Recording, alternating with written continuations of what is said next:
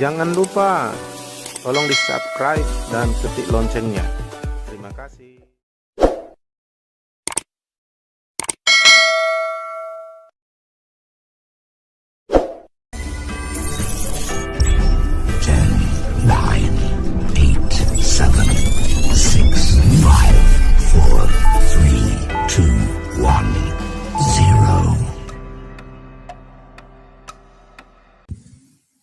Salam. Iya. Dan itu tergantung kita, bagaimana pola hidup kita. Apakah kita hidup menurut dunia ini atau seperti orang-orang tidak mengenal Tuhan, atau kita hidup di dalam Tuhan Yesus. Nah, ini yang perlu.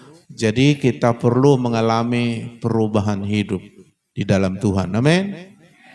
Apakah Anda ingin mengalami perubahan hidup?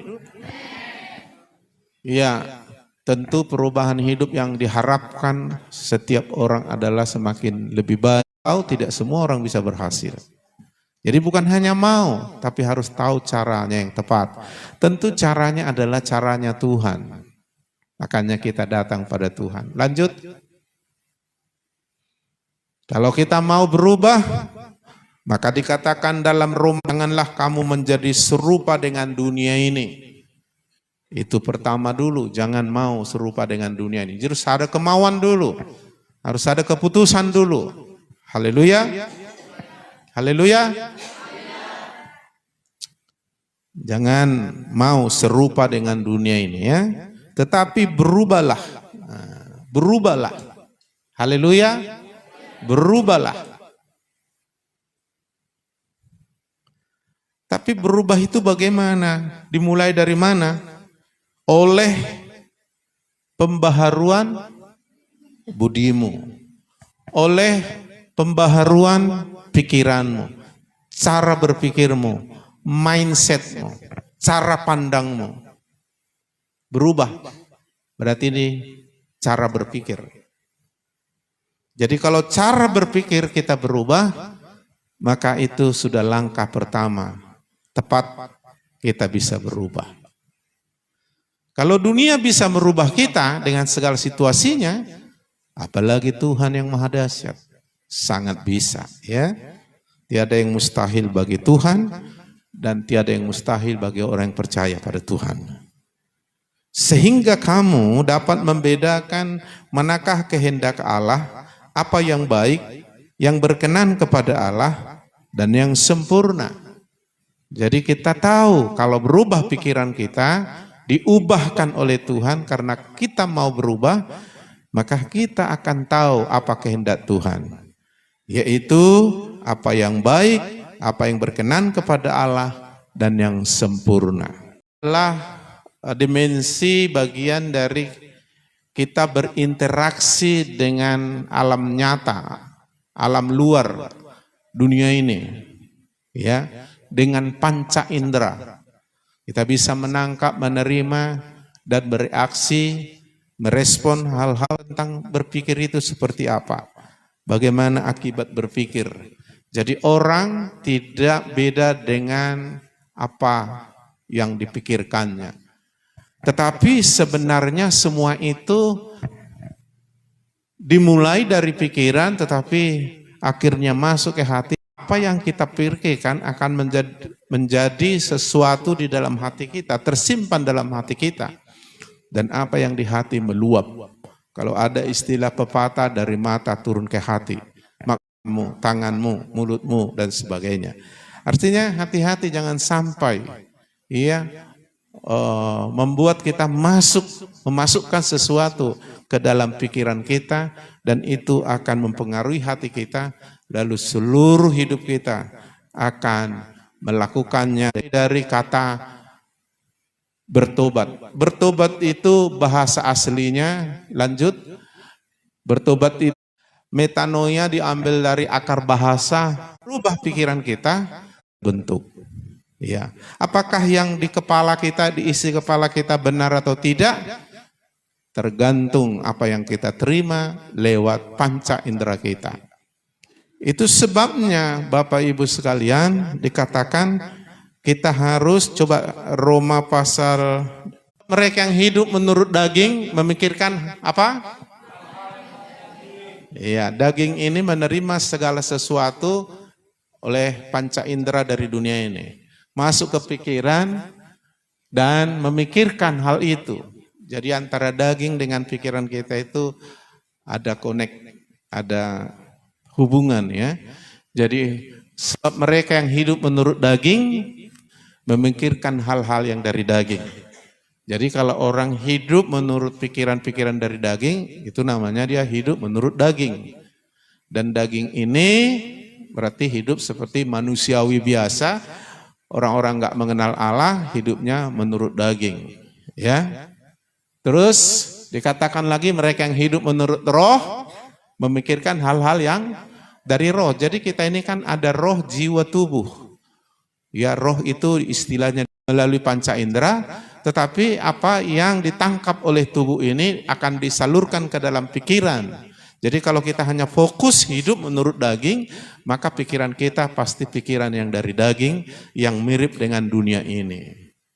Nah, orang-orang yang tidak hidup dalam Yesus, sudah paham? Iya, jadi gak sulit menerjemahkannya. Ya, saya sering mendapatkan impresi suara di hati saya dari Roh Kudus. Lalu itu mulai saya pikirkan, mulai saya renungkan. Dan itu akan membentuk hidup saya, bahkan karakter saya nanti. Ya, karena sebagaimana orang berpikir seperti itu dia akan dibentuk seperti cara berpikir dia. Makanya semua dimulai dari pikiran, bertobat dimulai dari pikiran. Jadi kalau orang mau berubah, maka mereka harus merubah pikirannya atau namanya bertobat. Bertobat itu berbalik, membalikkan cara berpikirnya dari pikiran yang salah, yang bertentangan dengan firman, menjadi menyerah dan menerima firman dan mengikuti apa yang Tuhan katakan ya.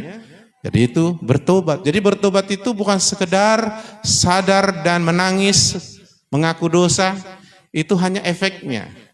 Tapi bertobat esensinya paling dasar adalah perubahan pikiran. Iya. Jadi kalau dulu banyak orang asal udah disentuh firman, ditegur Tuhan, nangis dia, oh minta ampun. Tapi tak berubah-berubah pikirannya, maka kembali lagi dia dengan pola hidup yang lama. Jadi bertobat itu mau nangis, mau tidak nangis itu enggak terlalu penting, tetapi yang penting adalah kita menerima firman dan meninggalkan cara berpikir kita yang enggak sesuai firman. Itulah metanoia, itulah bertobat namanya. Haleluya.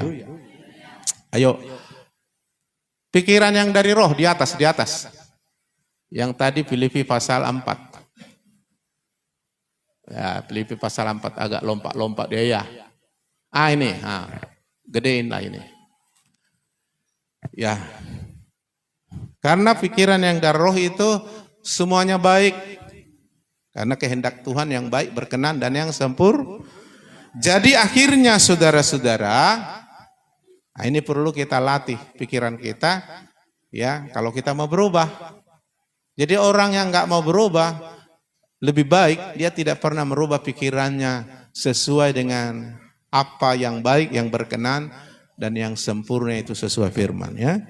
Jadi akhirnya saudara-saudara, semua yang benar, semua yang mulia, semua yang adil, semua yang suci, semua yang manis, semua yang sedap didengar, semua yang disebut kebajikan dan patut dipuji, pikirkanlah semua itu.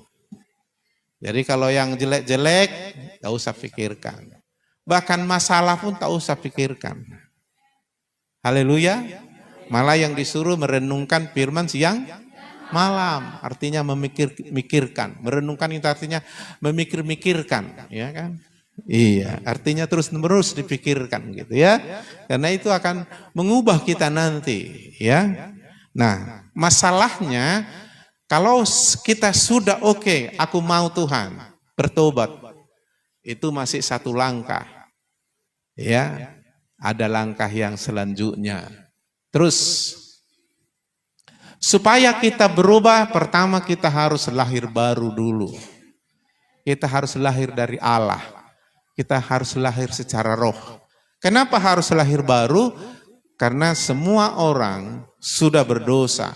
Semua manusia yang dilahirkan dari manusia semua orang berdosa. Orang berdosa artinya roh jiwa tubuhnya sudah ada dosa. Orang berdosa artinya sudah mati secara roh.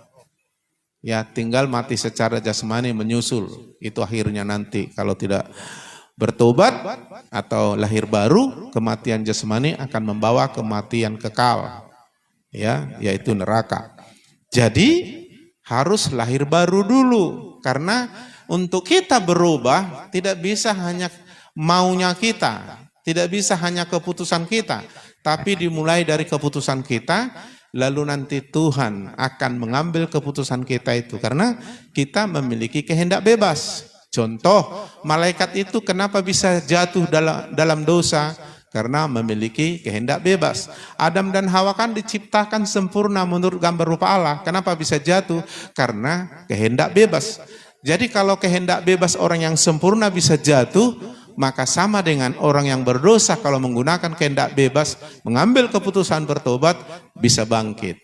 Tapi tentu ini adalah campur tangan Tuhan, tidak bisa hanya kita. Karena kita tidak bisa mengubah diri kita sendiri. Makanya dikatakan dalam Yehezkel, kalau orang sudah lahir baru, Yehezkel 36 ayat 26, kamu akan kuberikan hati yang baru dan roh yang baru dalam batinmu, dan aku akan menjauhkan dari tubuhmu hati yang keras, akan kuberikan padamu hati yang taat. Inilah akibat kalau orang lahir baru, lahir dari Allah. Lahir pertama kita dilahirkan oleh ibu kita yang berdosa, yang kita sendiri sudah dikandung dalam dosa sejak dikandungan, lalu dilahirkan sebagai orang berdosa. Jadi kita punya tabiat dosa, dan kita ada di bawah hukum dosa, dan kita terpisah dari Allah, dan dosa itu lebih berkuasa daripada kita. Nah, tetapi Yesus datang, ya, menebus kita, melakukan apa yang tidak bisa kita lakukan, yaitu menghapus dosa kita, membersihkan kita dari dosa, bahkan menyelamatkan kita dari dosa. Kita tidak bisa, hanya Allah yang bisa. Tapi dengan harga yang mahal, yaitu Dia berkorban menggantikan kita, mati di kayu salib, dan mencurahkan darah yang suci kudus untuk menebus dan menyucikan kita dari semua dosa kita. Dosa yang lalu, dosa sekarang dan akan datang. Ya. Dan akhirnya saudaraku, ketika kita percaya, setelah kita mengambil keputusan bertobat, kita percaya, lalu kita menerima Yesus sebagai Tuhan Juru Selamat kita, maka Tuhan mengampuni dosa kita. Saat kita bertobat mengaku dosa, datang menyerah mengikuti Tuhan, dimulai dari pikiran tadi. Lalu yang kedua, kita percaya Yesus Tuhan Juru Selamat yang memanggil kita untuk diselamatkan. Lalu kita menerima Yesus sebagai Tuhan Juru Selamat pribadi kita, maka kita akan diselamatkan. Nah, kita kalau sudah seperti itu, kita jadi diambil keluar dari dosa, masuk ke dalam Tuhan, di dalam Kristus. Jadi siapa yang dalam Kristus, ia ciptaan baru, yang lama sudah berlalu, yang baru sudah datang. Ciptaan baru ini seperti Tuhan baru mencipta Adam dan Hawa menurut gambar rupa Allah. Jadi kalau orang sudah lahir baru, dia kembali sudah dipulihkan gambar rupa Allah di dalam rohnya. Tapi tubuh jiwanya sedang mengalami proses pemulihan. Makanya kita harus terus dipulihkan lagi. Tapi kita harus hidup menurut roh. Jangan lagi yang lain, supaya jiwa tubuh kita dikuduskan, disempurnakan nanti. Oke, jadi ciptaan baru maksudnya kita mengalami kelahiran baru. Ya, ada seorang pemimpin agama yang tekun sekali, orang Farisi, membaca Alkitab, katam sekali, sejak kecil, ibadahnya ketat, puasa, melakukan hukum Taurat, belajar firman Tuhan, dan menguasai dirinya dengan segala etika dan kesalahan agama. Tetapi waktu dia, namanya Nikodemus, seorang pemimpin agama Yahudi, orang Farisi, melihat Yesus yang umur 30 tahun, ketika Yesus melayani, dia terheran-heran.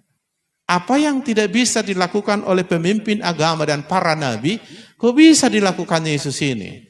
Lalu dia malam-malam sharing dengan Yesus.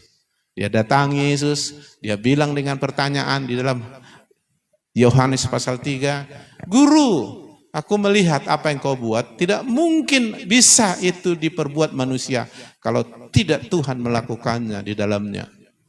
Lalu Yesus bilang dalam Yohanes 3, kalau kamu tidak dilahirkan kembali, lahir baru, kamu tidak bisa melihat kerajaan Allah. Melihat aja tidak bisa, apalagi masuk ya. Nikodemus bingung, lahir kembali, lahir kedua kali. Loh, katanya ayat 4, apakah aku yang sudah tua, kira-kira itu maksud dia sebenarnya, masuk lagi ke kandungan ibuku lalu dilahirkan lagi. Gitu. Dia tidak bicara lahir secara fisik, sekali lagi tidak. Ini lahir secara roh, dilahirkan dari Allah ya. Lalu Yesus bilang Yohanes 5 ayat 3, jikalau kamu tidak dilahirkan dari air dan roh, kamu tidak masuk dalam kerajaan Allah. Jadi kelahiran baru kita itu dahsyat dan itu mujizat terbesar. Haleluya.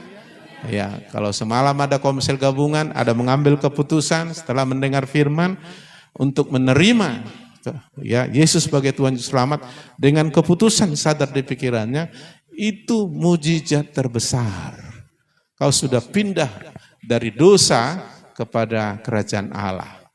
Orang yang bertobat percaya kepada Yesus sebagai Tuhan Juru Selamat pribadinya, dia pindah langsung menjadi anak Allah. Yohanes 1 ayat 12 bilang siapa yang percaya menerimanya diberi kuasa menjadi anak Allah.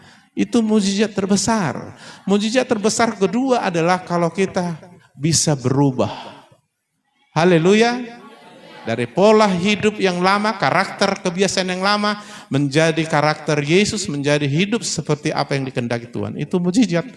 Lebih besar dari mujizat orang mati hidup lagi. Haleluya. Karena ini perkara yang luar biasa yang bisa terjadi. Ya.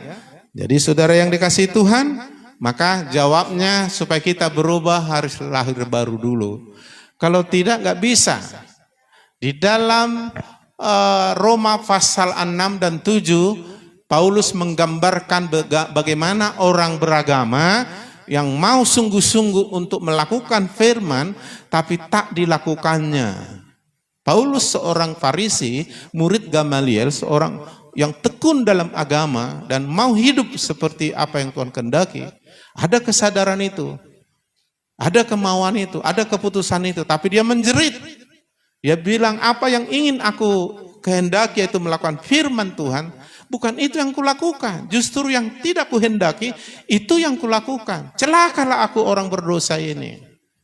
Lalu akhirnya dia bertemu dengan Yesus. Setelah dia bertobat menerima Yesus, lalu dia tahu sungguh Yesus memberi kemenangan. Haleluya. Bukan hanya menang, lebih dari orang-orang menang. Karena kuasa Tuhan dahsyat ya. Nah, oleh sebab itu harus lahir baru.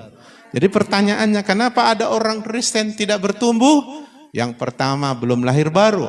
Atau yang kedua dia sudah lahir baru tetapi tidak mau mengalami perubahan demi perubahan. Nah, bagaimana supaya berubah? Pertama lahir baru, nanti kita lihat poin yang selanjutnya. Haleluya. Jadi harus berubah. Karena banyak hal masih pola pikir, cara berpikir, karakter, kebiasaan kita masih kebiasaan lama. Maklum kita sudah terbiasa hidup dalam dosa dengan segala pikirannya.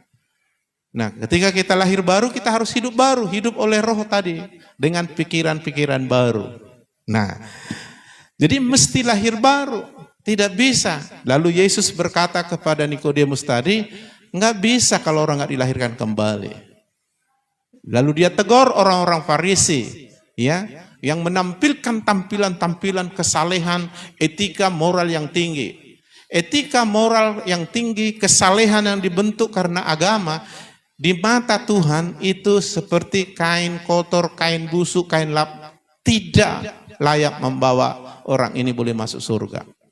Semua perbuatan baik dan kesalehan kita yang kita usahakan dengan etika, dengan usaha, dengan agama, dengan moral yang tinggi, tak cukup, tak bisa menghapus dosa kita yang begitu mengerikan, apalagi sampai membawa kita ke surga. Makanya hanya Yesus yang bisa membuat kita ke surga. Dia menggantikan posisi kita, dia melakukan apa yang tidak mungkin bisa kita lakukan supaya kita selamat. Makanya keselamatan di dalam Yesus itu anugerah, hadiah, pemberian. Hanya kalau mau bertobat percaya Yesus sebagai Tuhan Juru Selamat pribadi, dia selamat. Dia dilahirkan baru. Haleluya. Jadi untuk bisa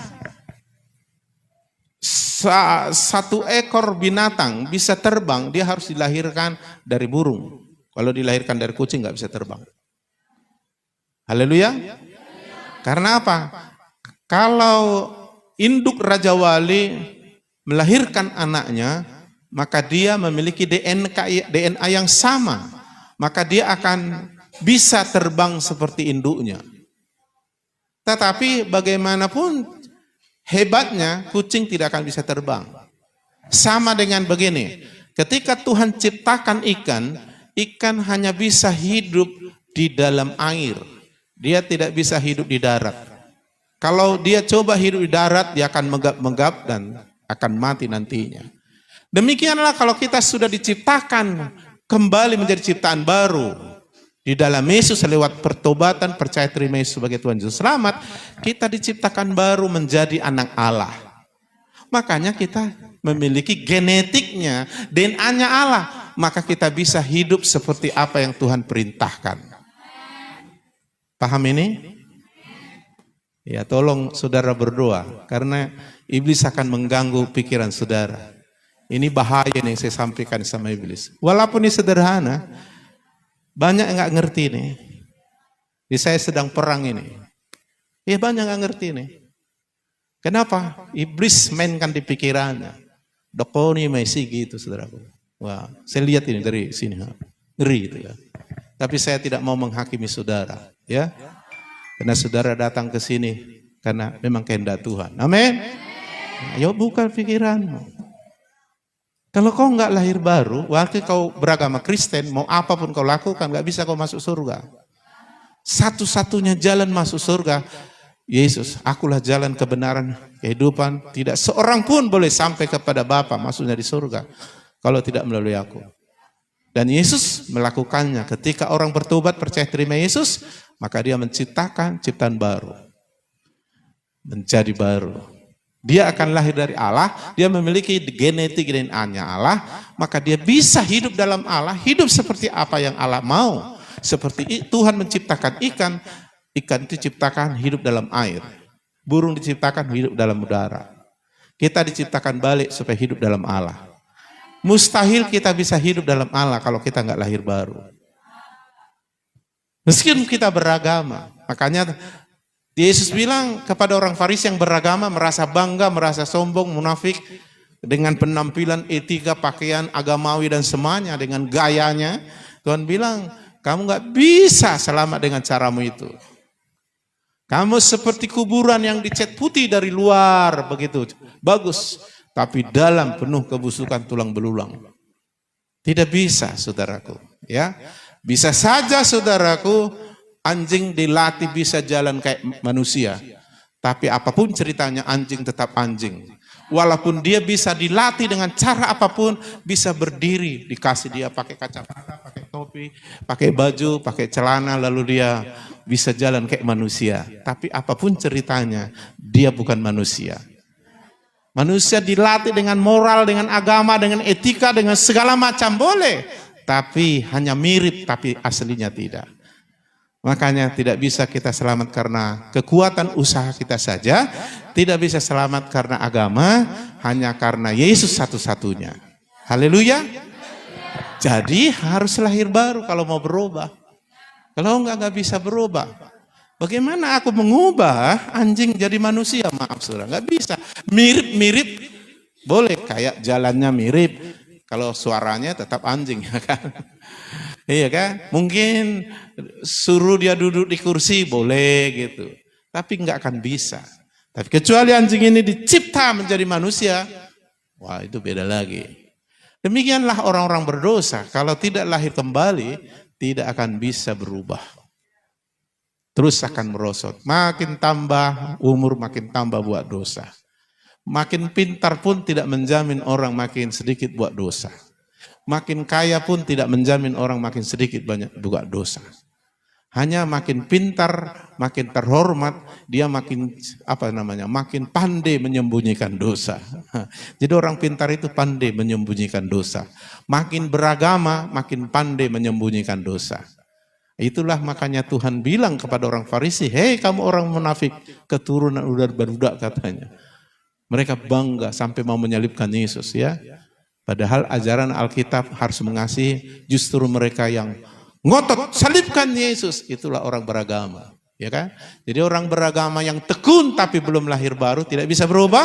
Orang yang beragama tekun tapi disinggung agamanya, pribadinya, dia akan menyalibkan Yesus. Jadi yang menyalibkan Yesus orang beragama, bukan orang yang tidak beragama. Iya. Jadi kadang-kadang orang Kristen yang beragama sering menyalibkan Yesus. Bukan maksudnya gimana? Melalui kehidupannya, saudaraku. Iya, kita enggak. Amin. Dia mesti lahir baru. Jadi ketika lahir baru, apa yang terjadi? Tuhan berikan hati yang baru. Roh yang baru. Dijauhkan tubuh hati kita yang keras. Mana bisa ditanam benih di tanah yang keras, yang gersang. Dirubah supaya firman masuk. Lalu kuberikan hati yang taat. Kecenderungan untuk mau mentaati Tuhan. Ya, jadi siapa yang dalam Kristus ia ciptaan baru, yang lama berlalu, yang lama sudah tinggal, yang baru sedang datang. Nah ini yang kita pelajari nanti poin kedua. Kalau sudah lahir baru, poin kedua supaya yang baru terus datang. Ya, sehingga kita bertumbuh hari lepas hari, bertambah-tambah indahnya. Jadi kalau saudara udah berusaha mau berubah, gak bisa. Saya dulu dihajar ibu saya dengan begitu keras supaya saya berubah, kebetulan bandel saya dalam hidup sehari-hari. Dipukuli dengan segala macam, apakah saya berubah? Ya saya mau berubah, saya ampun-ampun waktu itu. 1 hari 2 hari saya berubah, tapi balik lagi. Ya, 1 hari 1 minggu saya berubah, tapi balik lagi. Makin lama sampai makin banyak buat dosa, sampai tak terkendali lagi sama orang tua ya. Tetapi ketika saya bertobat, tak pun dipukuli lagi, saya berubah. Karena orang yang lahir baru menjadi ciptaan baru, yang lama berlalu, lalu saya hidup dalam Tuhan, mulai muncul karakter yang baru, kebiasaan yang baru, semua yang baru. Haleluya. Jadi kita berubahnya meningkat, bertambah bagus. Ya, jadi harus lahir baru. Untuk lahir baru langkahnya pertama, saudara harus ambil keputusan di pikiran. Jangan lawan firman. Jangan bikin alasan-alasan di pikiran. Serahkan pikiranmu, katakan amin. Dan buka pikiranmu, ambil keputusan di pikiranmu. Mengikut Yesus keputusan. Yang kedua, kau mengaku dosa. Datang sama Tuhan supaya diampuni. Lalu kau percaya Tuhan Yesus sebagai Tuhan Juru Selamatmu. Dan terima itu dalam hatimu sebagai Tuhan Juru Selamat. Kenapakah kita harus terima Yesus sebagai Tuhan Juru Selamat secara pribadi? Karena Yesus itu tidak seperti pencuri. Pencuri itu tak dapat izin dia masuk. Dia memaksa, bahkan bila penting dia mendobrak. Yesus tidak. Yesus berkata dalam Wahyu 3:20, berlihat aku berdiri di muka pintu, mengetuk, siapa yang mendengar suaraku, firmanku. Tentu mendengar suara mau percaya kan? Membukakan pintu, berarti keputusan dan hati kita dengan iman. Mengundang aku masuk, aku akan masuk. Jadi pikiran, lalu hati dengan iman, lalu mengundang Yesus. Karena Yesus Raja segala Raja. Dia tidak masuk tanpa persetujuan kita. Makanya orang gila nggak bisa dibimbing terima Yesus. Ya, maka orang yang sadar dan mau mengambil keputusan. Jadi tidak bisa dipaksa. Jadi kalau ada istilah kristenisasi itu tidak bisa. Nggak bisa orang kristenisasi. Karena semua orang harus sadar. Itu keputusan, itu kehendak bebas. Haleluya. Jadi lahir baru. Begitu kau lahir baru, maka kau seperti Adam yang baru diciptakan tanpa dosa. Seperti Yesus yang baru lahir. Kau akan seperti itu. Dan akhirnya kau memiliki sifatnya Allah, DNA-nya Allah, naturnya Allah. Bahkan roh Allah tinggal dalam kamu untuk memampukan yang kamu melakukan segala perintah-perintahnya yang sudah kau ambil keputusan dalam pikiran. Dan ketika kita lakukan firman, kita akan berubah, menaik, meningkat, bertambah, dan seterusnya sampai sempurna. Itulah makanya orang yang melakukan firman hari lepas hari bertambah. Tapi melakukan firman itu tak bisa orang berdosa. Hanya anak yang lahir baru bisa melakukannya. Disuruh ikan hidup di darat itu bunuh diri. Orang berdosa disuruh melakukan firman, nggak mungkin. Tapi orang yang sudah ditebus, diselamatkan disucikan oleh darah Yesus dan diciptakan baru, maka Tuhan bilang, hendaklah kamu sempurna seperti Bapakmu sempurna. Hendaklah kamu kudus seperti Bapakmu kudus. Siapa yang mengatakan percaya Yesus, hiduplah dia seperti Yesus hidup. Mungkinkah? Ya memang wajarnya begitulah. Kalau anjing, maka dia bisa menggonggong. Tidak mungkin kucing bisa menggonggong. Kalau ayam bisa dia berkokok, tidak mungkin kambing bisa berkokok. Kalau anak Tuhan bisa hidup seperti Bapaknya, yaitu Yesus Kristus. Itulah makanya kita bisa berubah. Saya berubah ketika saya lahir baru setelah dewasa tamat SMA. Tahun 1983. Dengan keputusan, dengan kesadaran, ya Tuhan aku maulah. Dan akhirnya sejak itulah saya mengalami mujizat terbesar. Aku punya hati yang baru, roh yang baru, hati yang keras dibuang, ya, dan diberikan hati yang taat, cenderung suka terhadap firman. Makanya langsung saya beli Alkitab, lalu saya baca, saya renungkan, dan saya datangi kebaktian 7 kali dalam 1 minggu. Iya, kenapa? Saya jadi lapar. Dan mulai terjadi pergeseran. Yang lama tinggal. Yang baru mulai saya alami ketika saya bergerak dalam Tuhan. Sebelum saya lanjutkan ini, saya mau saudara tidak hanya mendengar. Jadi saya pun tidak dituntut Tuhan. Ya, tugas saya adalah bagaimana saya memberitahu apa yang sudah saya alami di dalam Tuhan. Yaitu, jangan sampai satu orang pun jemaat yang saya pimpin gak masuk surga. Tapi toh bukan hanya mauku dan maunya Tuhan. Itu keputusan saudara sendiri. Harus kerjasama kita, saudara harus kerjasama dengan Tuhan melalui keselamatanmu. Amin. Maka oleh sebab itu, saudara ambil keputusan. Kalau kau ternyata belum lahir baru, maka hari ini ambil keputusan lahir baru. Kalau kau ingin berubah. Tapi kalau kau nggak mau berubah, memang kau tidak butuh apa yang saya sampaikan ini. Kau hanya butuh kalau saya khotbah, siapa yang mau sukses dagang menjadi konglomerat, itu suka itu daging dunia suka itu. Tapi apa gunanya kau memperoleh seluruh dunia ini? Tapi hidupmu tidak bahagia dan pasti masuk neraka. Orang berdosa sudah pasti masuk neraka. Tapi orang yang hidup dalam Yesus sudah pasti masuk surga. Surga itu terpenting dari apapun.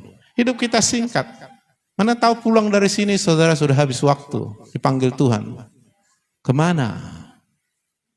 Pikirkan itu. Orang cerdas tidak memikirkan hanya hari ini. Tapi dia memikirkan apa yang terjadi. Yang akan datang. Amin. Jadi itu sebabnya. Kalau masih hari ini kita bisa hidup.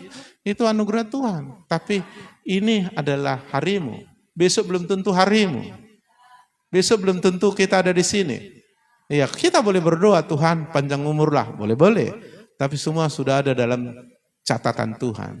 Ya, tapi lebih baguslah hari ini adalah hari yang menentukan.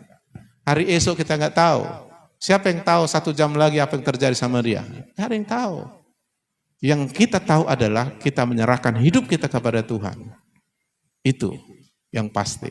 Apalagi kita melakukan kehendak Tuhan, melakukan firman. Itu yang kita bisa pastikan. Amin. Besok kita nggak tahu. Makanya jangan sok tahu. Hanya Tuhan yang maha tahu. Kecuali Tuhan beritahu. Amin. Haleluya. Roh kita dipulihkan. Kita seperti Adam dan Hawa yang baru dicipta. Menurut gambar rupa Allah. Seperti Yesus yang baru lahir. Tapi jiwa tubuh kita harus mengekspresikannya, menunjukkan. Sehingga orang bisa melihat. seperti terang, bisa terlihat terangnya. Maka kita teruskan. Teruskan tadi PowerPoint saya sedikit lagi. Haleluya. Saya mau sampaikan satu poin. Lalu kenapa Pak PowerPoint tadi? Kenapa Pak PowerPoint tadi hidup lagi? Kenapa Pak orang lahir baru tapi nampaknya nggak berubah?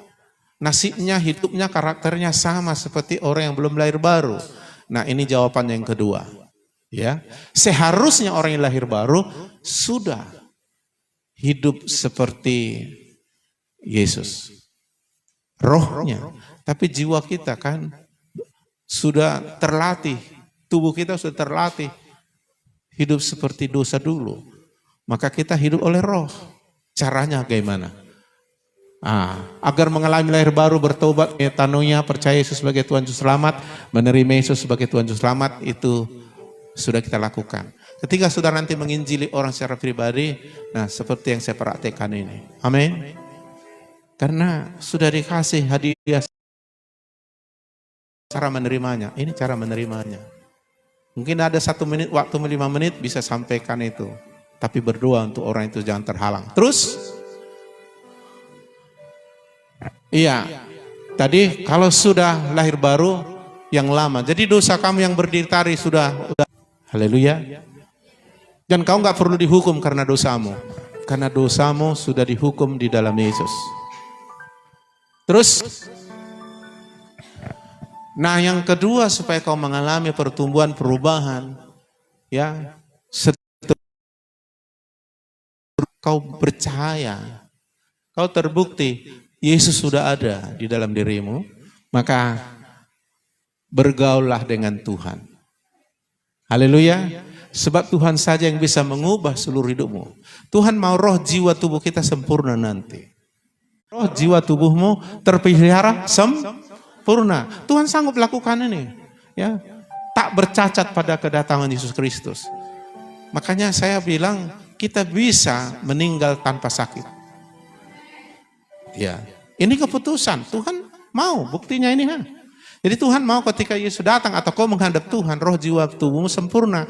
Dia sedang melakukannya asal kau bergaul dengan Tuhan. Sebab tanpa Tuhan kau nggak bisa mengubah dirimu.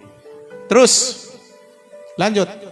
Ya, ini contoh namanya seorang di muka bumi pada zaman Nuh. Kejadian 6 ayat 9. Inilah riwayat Nuh.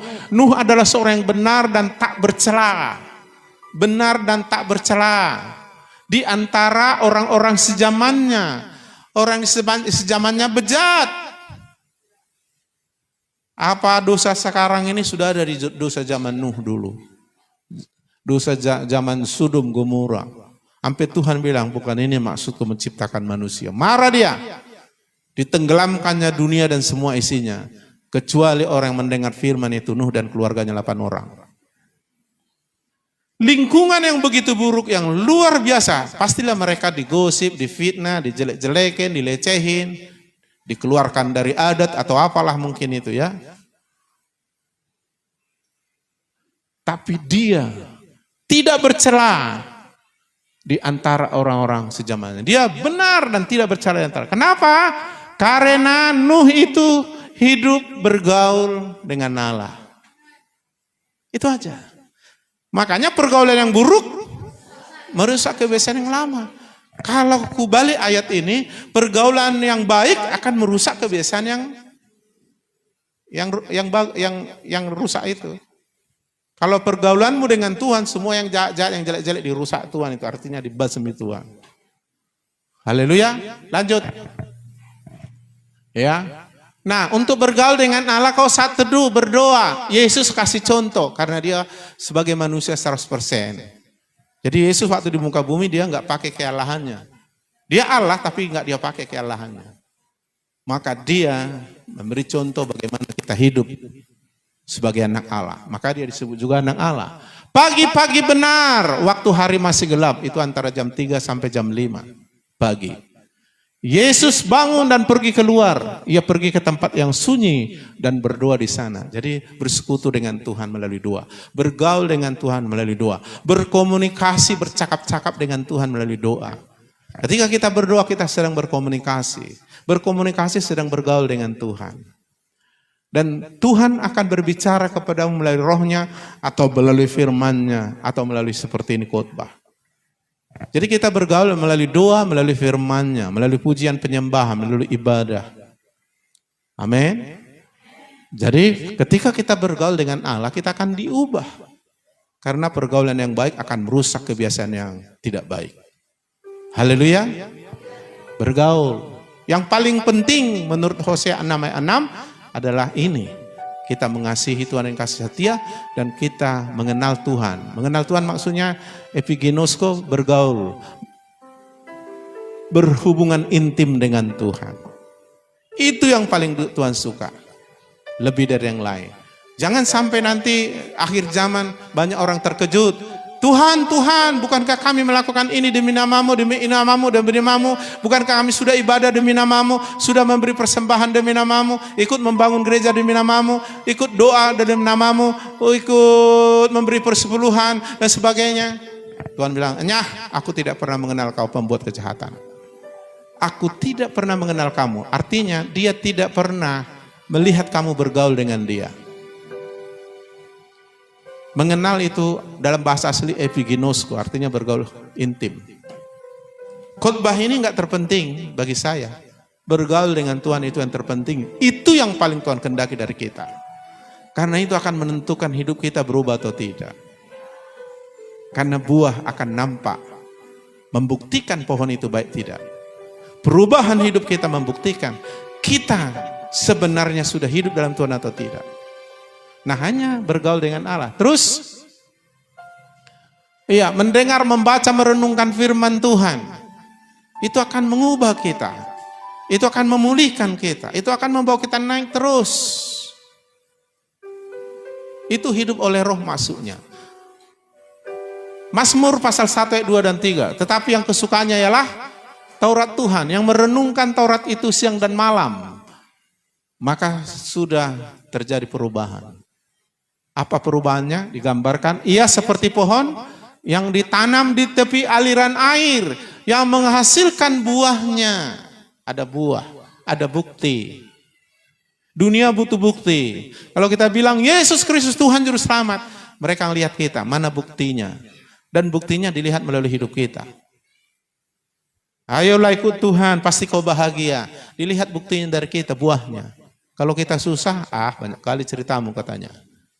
Dan firman Tuhan bukan sebatas kata-kata, tapi ada kuasa, ada bukti. Nah, kalau kita sudah bergaul dengan Tuhan melalui firman yang kita dengar, baca, renungkan, kita akan berubah. Seperti pohon yang ditanam di tepi aliran air, menghasilkan buah pada musimnya.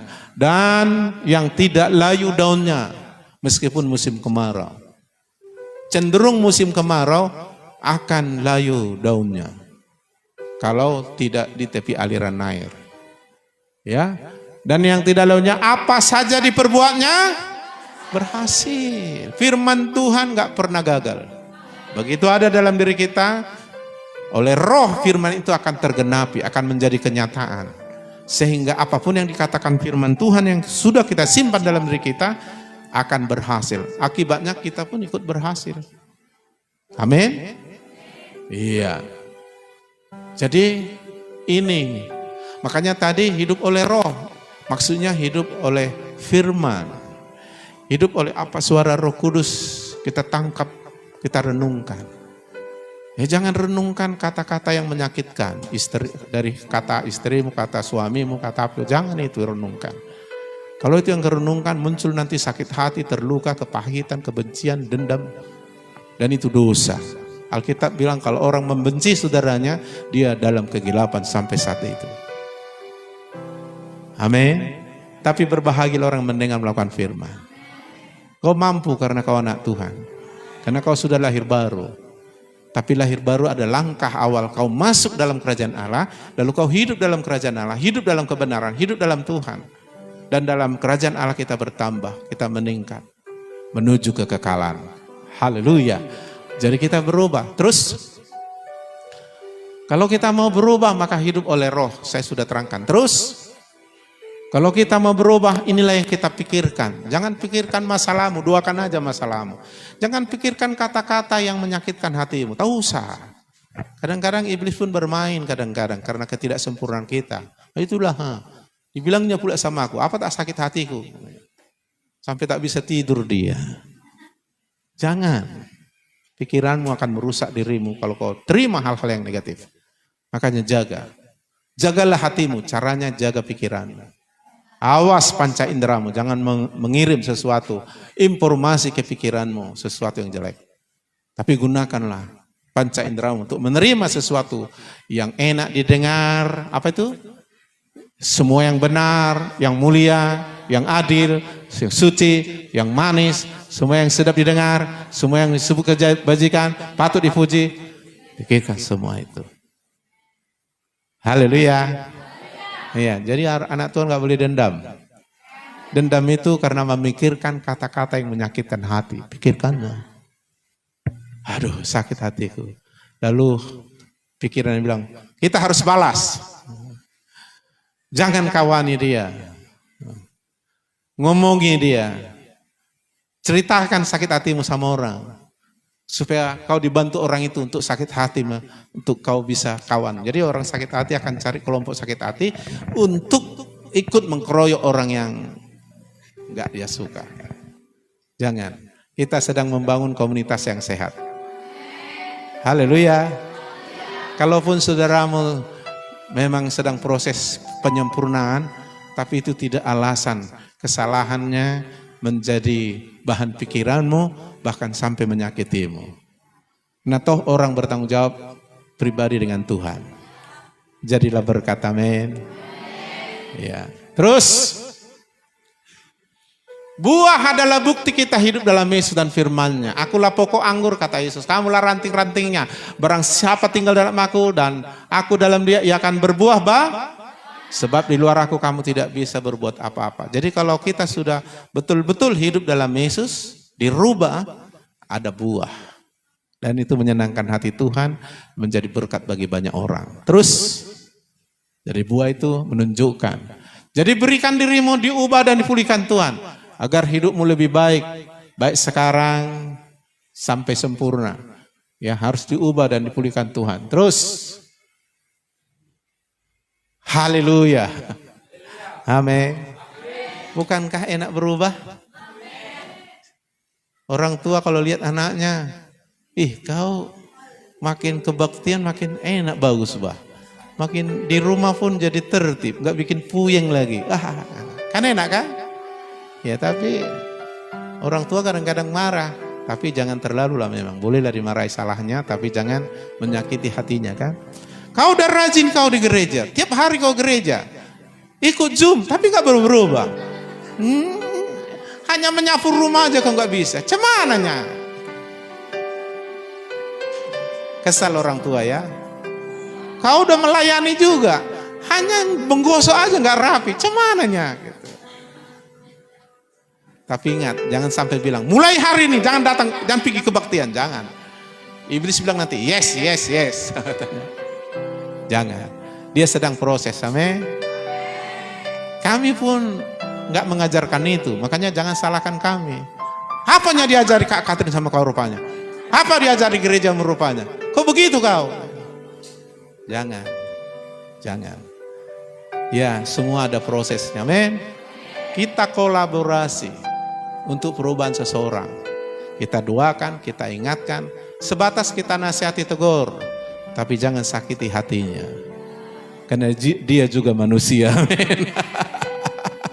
Pendeta juga manusia. Ya, jangan palah. Jadi bergumul dia untuk menangkis kata-katamu supaya jangan sakit hati, jangan. Sebaiknya katakanlah yang membangun. Amin. Haleluya. Karena kita ini keluarga. Keluarga yang rukun dan bahagia. Dan diberkati Tuhan. Amin. Memang ada proses. Nah, inilah yang membawa perubahan dalam diri kita. Keadaan kita akan makin baik. Kita nggak sama dengan dunia. Akan ditunjukkan Tuhan perbedaan orang beribadah dengan tidak. Akan terjadi. Doa kami, anak-anak kita akan perkasa. Saya sudah khotbahkan itu. Bagaimana itu mungkin? Mungkin bagi Tuhan. Mungkin bagi kau yang sudah percaya Yesus. Dan Tuhan mau jadikan kita kepala, bukan ekor. Naik bukan turun. Diangkat di atas segala bangsa. Maka kamu menjadi garam terang dunia. Artinya punya pengaruh yang hebat. Dunia ini butuh terang, dunia ini butuh garam. Siapapun itu orangnya. Agama apapun dia. Demikianlah Tuhan butuh kamu. Ketika kau tampilkan kehidupan yang seperti ini. Ada perubahan, ada buah. Dan buah itu bukti. Amin. Saudara mau berubah? Sudah tahu caranya? Iya. Anakmu akan berubah. Kita semua berubah. Tapi lakukanlah ini. Mari kita berdoa.